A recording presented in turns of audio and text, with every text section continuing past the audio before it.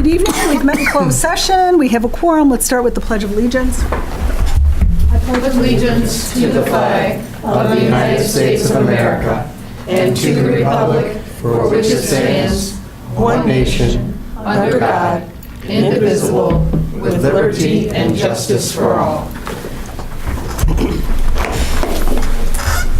Thank you. The first rule of business tonight is approval of the minutes from the August 21st business meeting. Do you have a motion? Good for you. I move that we approve the minutes for the August 21st business meeting. I'll second. Daniel? Thank you, Mike. And Nicholas? Aye. Mike Davenport. Aye.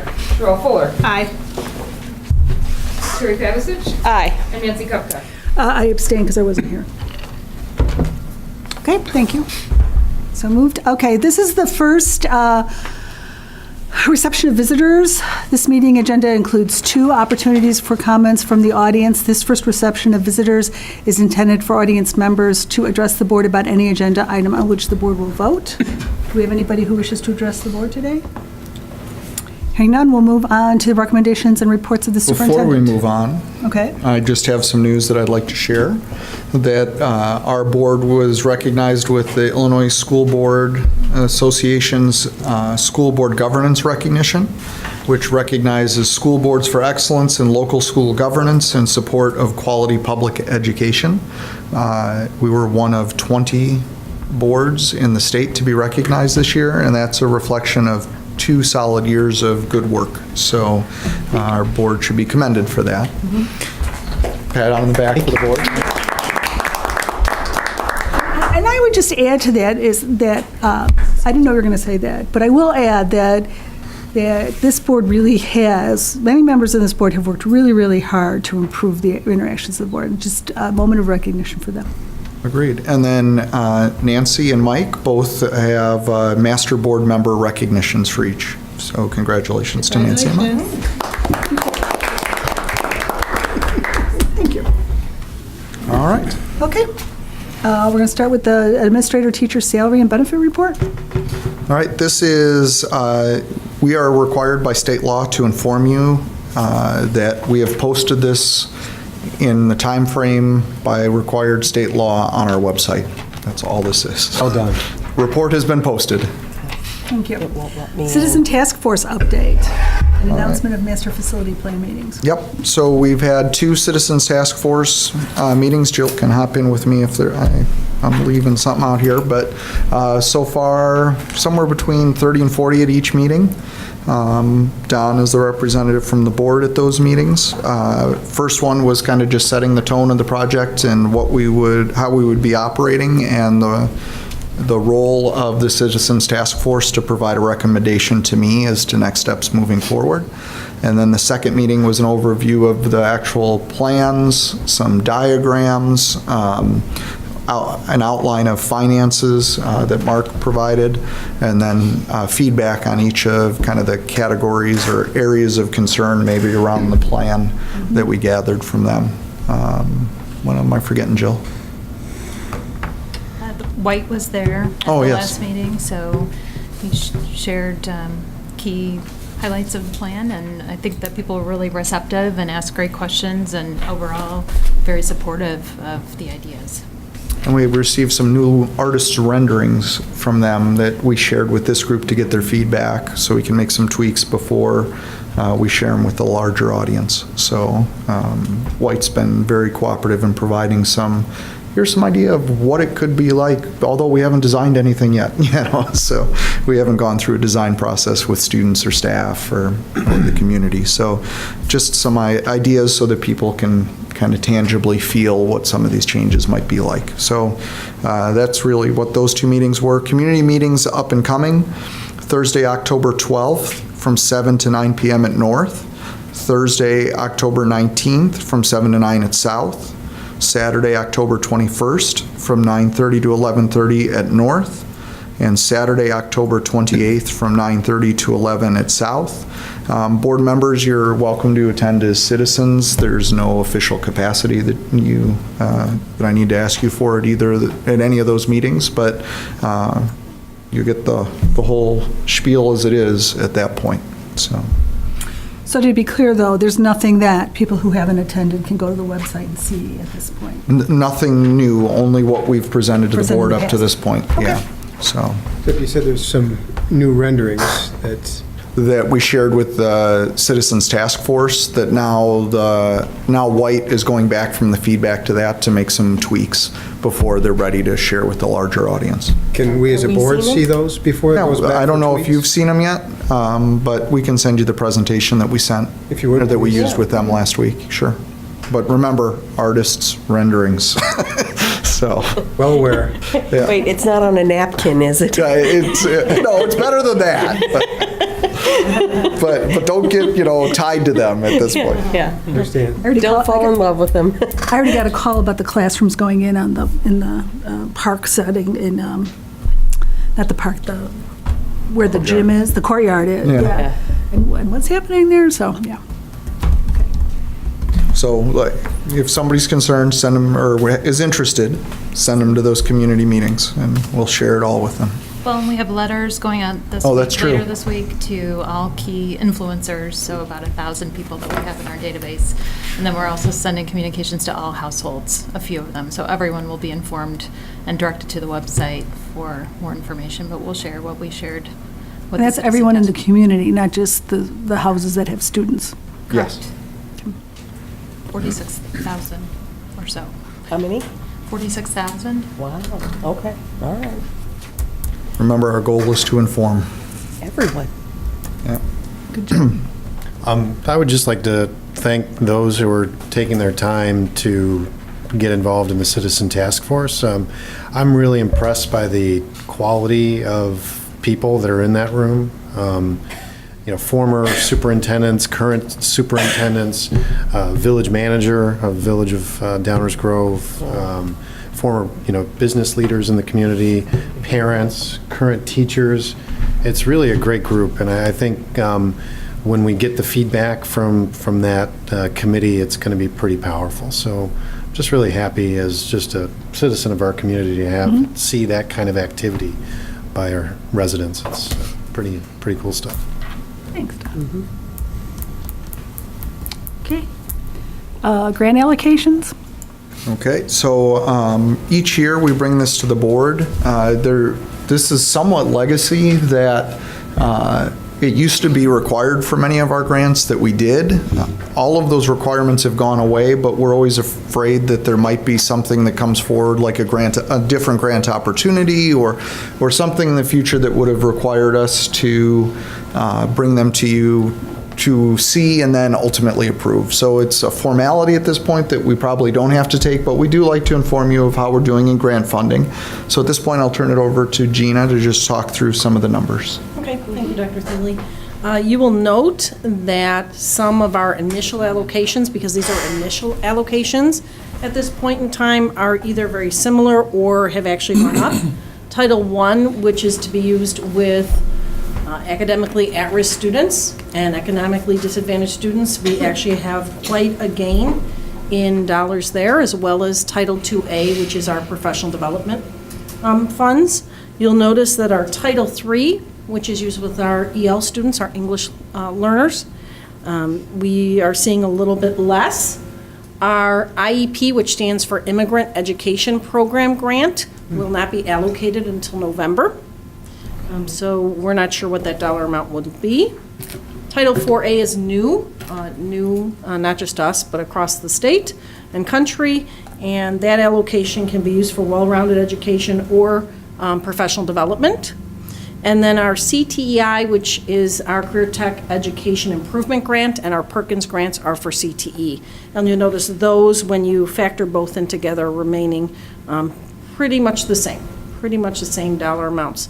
So we are pleased with our initial allocations, and hoping, of course, that on a couple of those we'll get a second allocation, which is sometimes the case with Title I and IIA. Oh, really? It varies from year to year. Okay. And does that number change based on student number or student need? So the number does not necessarily, the dollar amount does not necessarily change because of students. It changes because the federal government issues a second allocation, It also is dependent on school districts that decide at any point not to take funds. Okay. So the pot becomes larger, obviously, when fewer districts are participating. Okay. Any questions? Looks good. Thanks, Gina. Thank you. And that'll be up for action later on this evening. Have we had Freedom of Information Yes. requests? 3 received and 3 filled. Okay, great. And then the 2017-18 tentative budget. All right, so I'm going to turn this over to Mark to go through. He has a short presentation for you.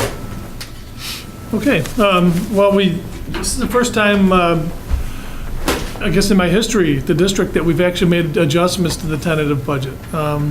And partly because the signing of some laws, I think August 31st, for the evidence-based model, but there's also some triggers that went along with that.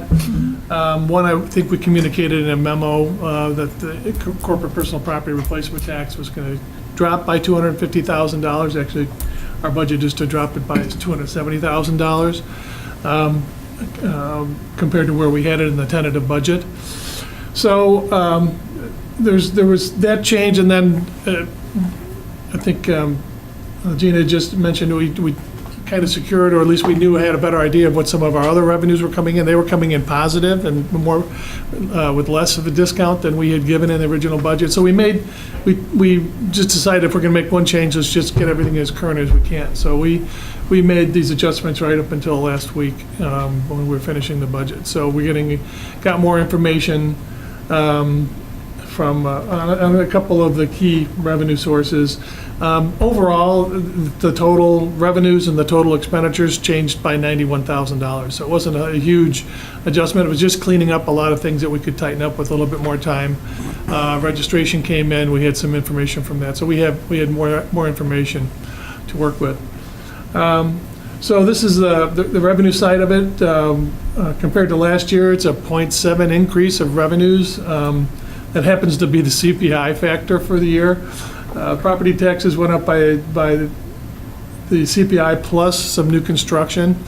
We already know those values, so we're pretty confident with our biggest 84% of our revenue in property taxes. So the rest of it is really, I hate to say it, relatively small compared to the support we get from our taxpayers.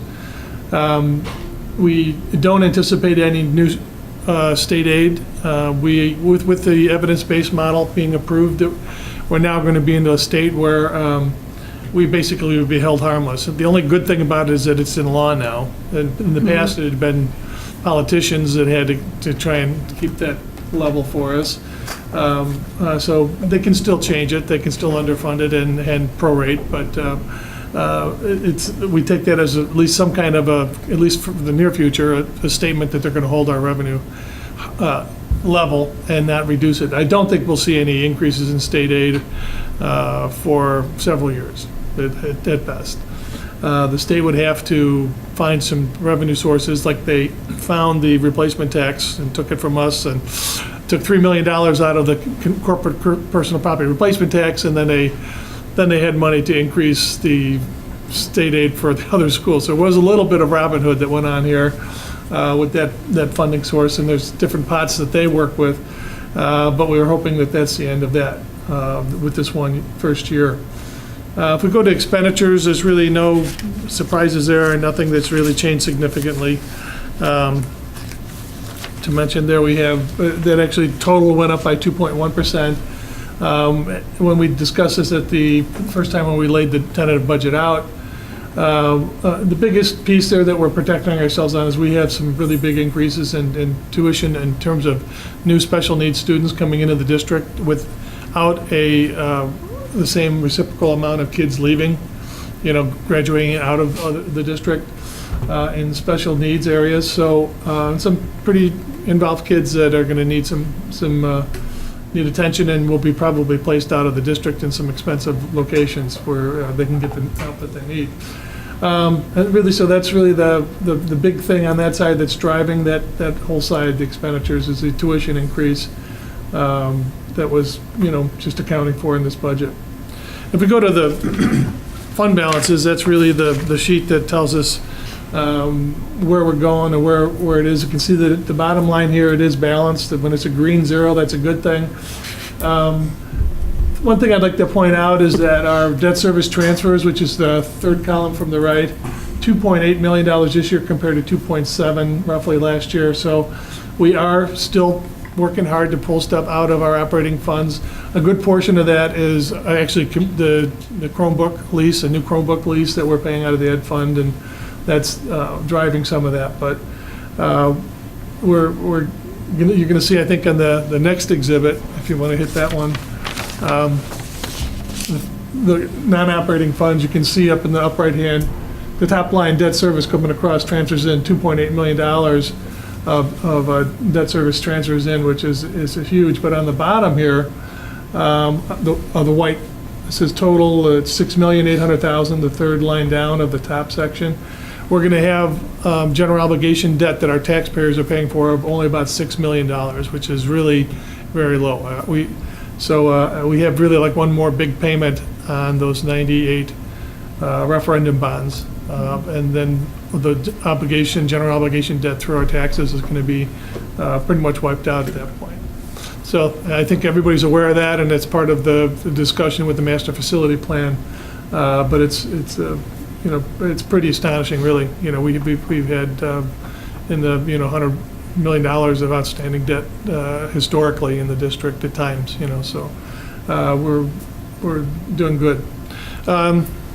That's really it for that. I'd like to just, really the thing that goes forward is the projection for tonight, and so if we can move to that, Tony. Well, first, I'm sorry, are there any questions about the budget itself? And then we're going to have I was going to show you how it kind of rolls into the projections we have. Mark, do you know what tier we're likely to fall in under the EDM? Most likely 4. Except that they're going to make some adjustments that could drop us back into the 3. When I was on the committee working through models, we were in the 3 range, and then some tweaks at the end, which changed the regional cost factor and kind of manipulated it a little bit, so to speak. It's a much tighter range now than the reality is. The regional cost factor should be as high as 1.2, but they cap it at 1.06. I mean, so it's left with only a 12% range from the highest to the lowest. Really, the difference between some of the districts downstate, it's probably more like a 25 or 30% cost differential for regional costs. So when they did that, we moved into the level 4. But there's still some data that needs to be cleaned up, and the state's supposed to be coming out with it in the next couple of weeks, and we'll be able to see where we really do fit. But either way, I mean, if we're in tier 3, we get 0.9%. If we're in tier 4, we get 0.1% of any new state funding. It's going to be pretty sparse. The whole idea here is twofold. One is to get any new state funding, and there's a commitment to put new state funding into the budget, into their appropriation budget, and get that to the downstate and to the schools that are just starving right now, because they owed us over, just about $2 million for most of the year in back payments. They still haven't made the 4th quarterly payment to us, and that's a really small part of our budget. Well, it's a huge part of other schools' budgets, and some of those schools were just dying. Talking about closing their doors and things like that. So the number one was to get money to the downstate schools. And the second was to hold us harmless in that process, that not do the Robin Hood, not take money from us and give it to other schools or the Collier County districts and give it to the downstate schools of Chicago. It was to at least hold us harmless. And that's what we're looking forward to. We hope that commitment holds up. But if I had to tell me, I would say probably tier 4.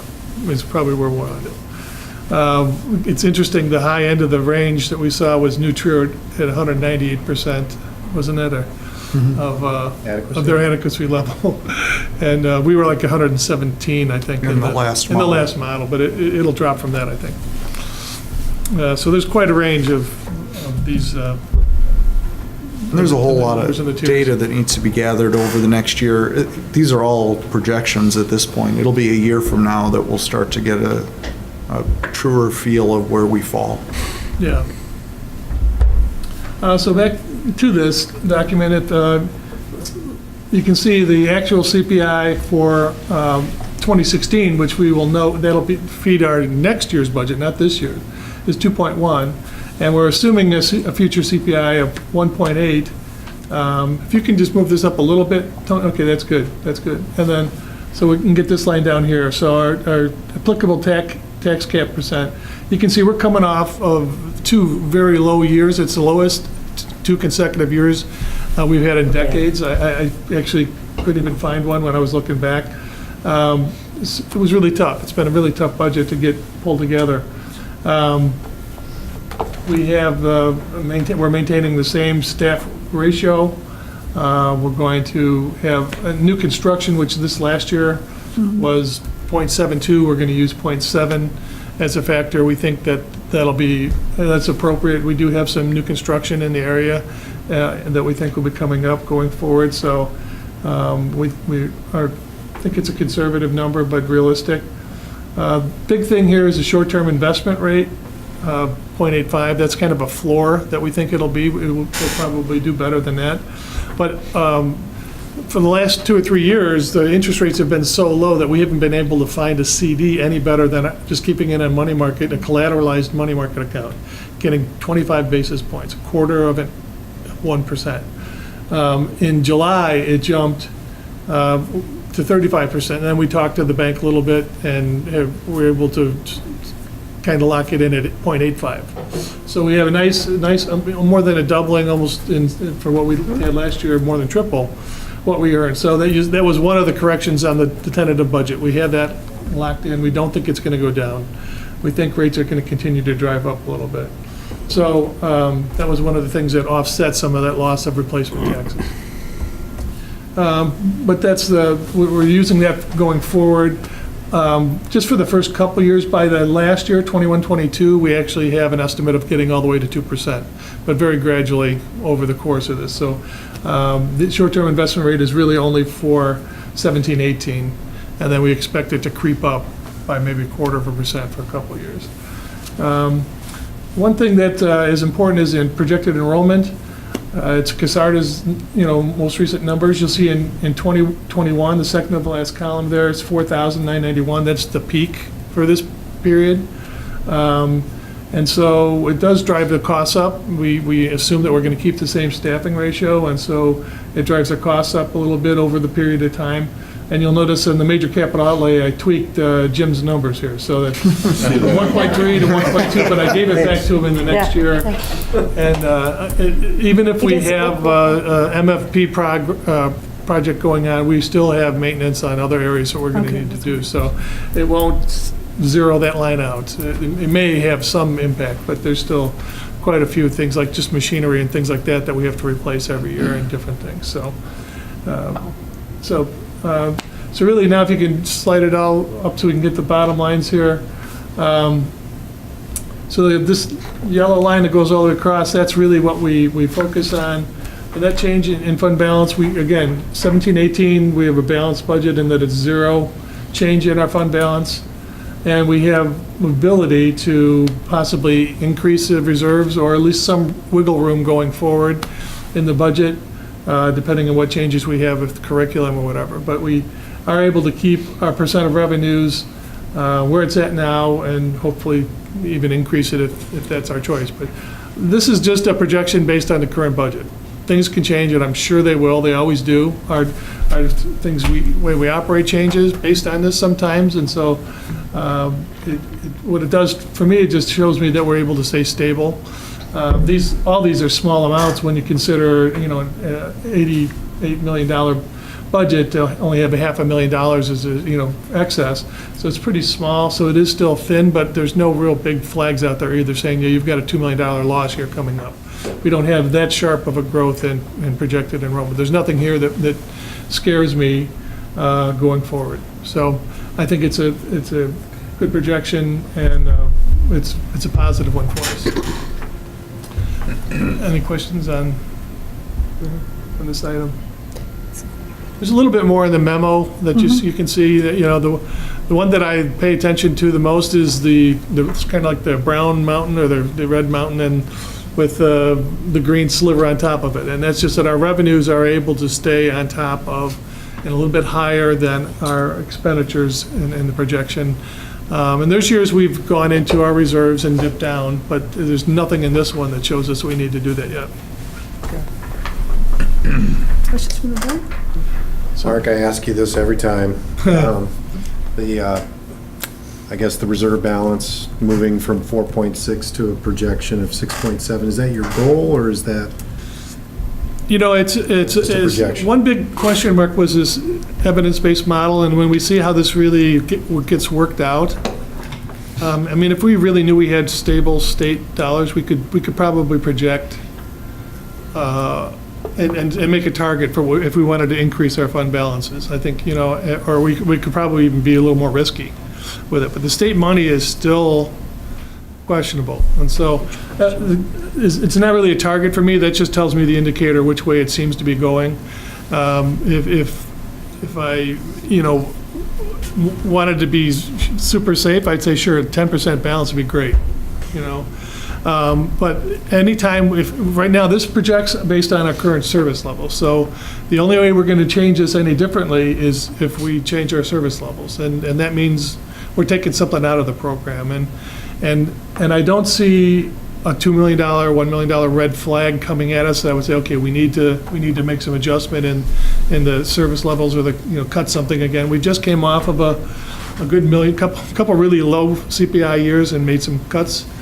I mean, we're a really big district, and the core revenue structure for us is our property taxes, and as long as that stays stable, we're okay.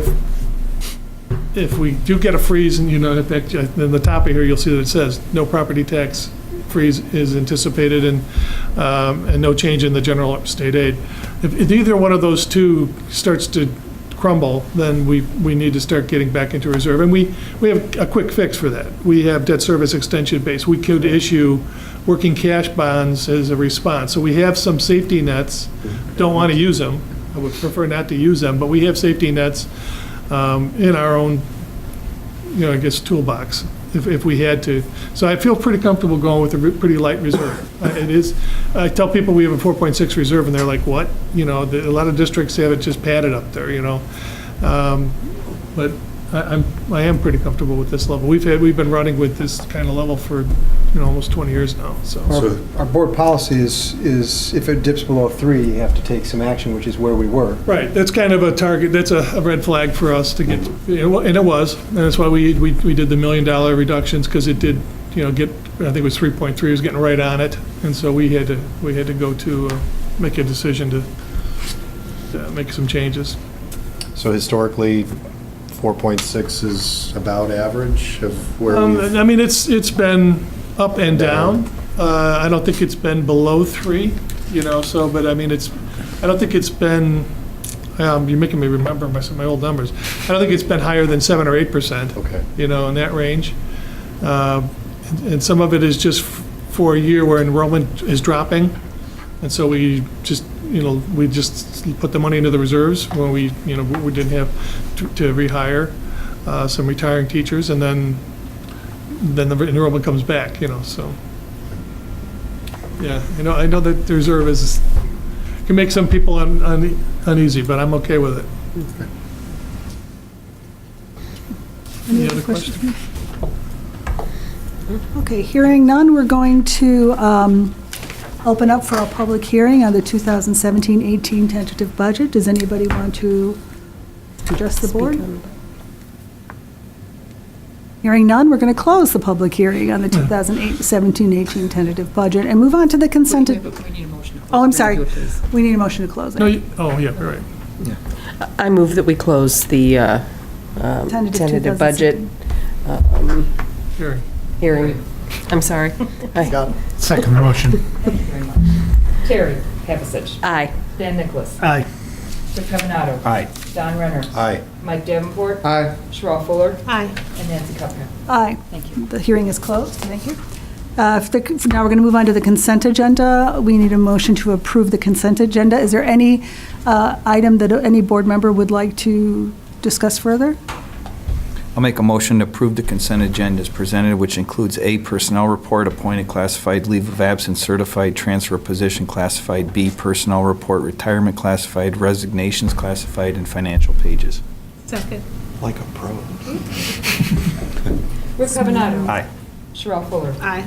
Dan Nicholas. Aye. Terry Pavasich. Aye. Don Renner. Aye. Mike Davenport. Aye. And Nancy Kupka. Aye, consent agenda passes. Thank you. Recommendations for action. We're looking for a motion for the approval of the 2017-18 budget. I move that we approve the 17-18 budget. Second motion.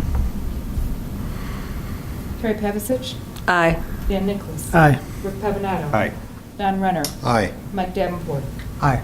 Sherelle Fuller. Aye. And Nancy Kupka. Aye, motion carries. And now the approval of the 2017-18 grants. I move that we approve the 17-18 grants. I'll second. Thank you. Terry Pavasich. Aye. Rick Pavanato. Aye. Don Renner. Aye. Mike Davenport. Aye.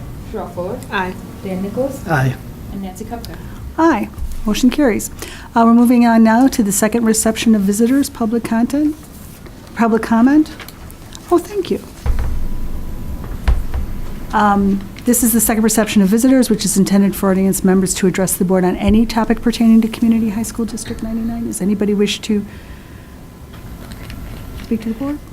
Hearing none, we'll move on to communication and announcements. Lend.